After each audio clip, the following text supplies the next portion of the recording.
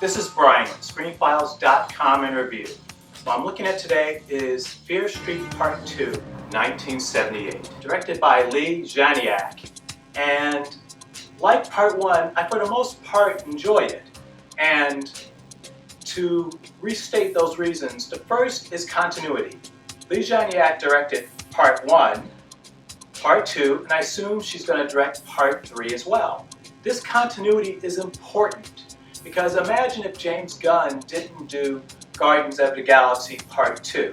Now that's not to say that if he didn't, it would have been bad, but it certainly would have been different.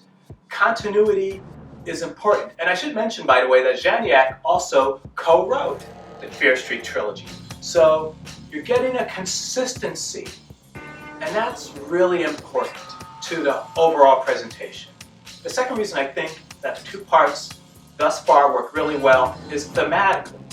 There's a theme of victimization that goes through Part 1 and Part 2. Keep in mind that the witch is reacting to something. We don't know quite what it is yet, but she's reacting to something as she's lashing out through time itself.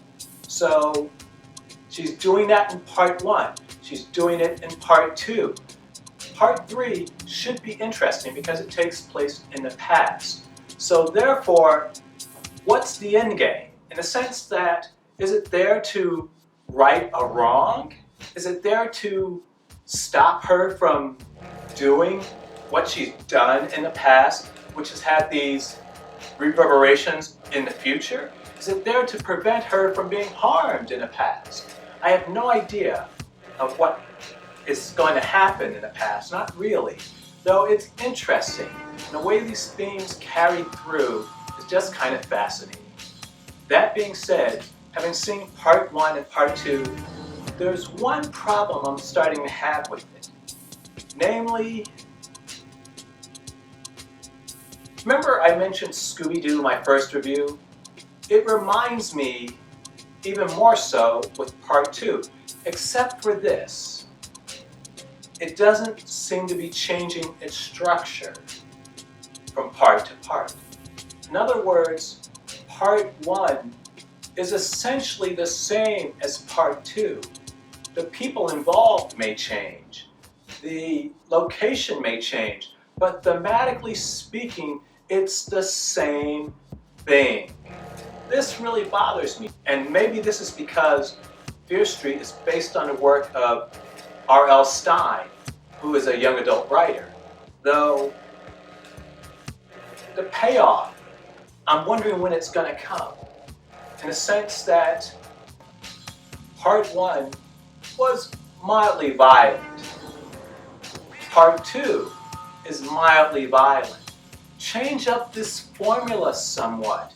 And speaking of formula, that's also another problem I have. Namely, through about 2/3 of the way through, it's consistent, and then you have a third act, which is somewhat gory, and then the end. Part 2 is exactly the same way. Namely, you have a build-up, you're establishing your characters and your situation and so forth. That takes up about 2/3 of your movie.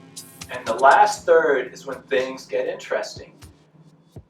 Can we alter this formula just a bit?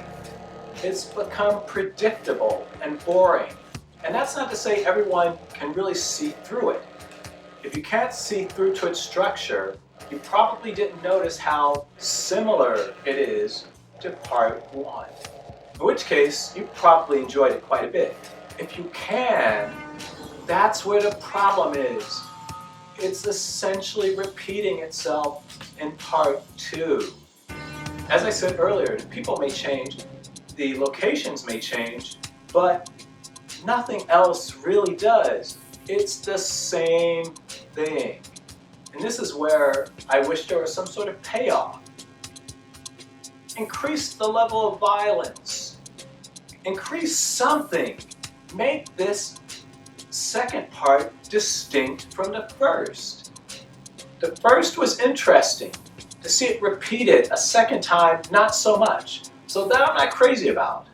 that being said, I am interested in seeing Fear Street Part 2, partially because Lee Janiak will likely direct that as well. Though, I'm curious as to how they're going to sum this up.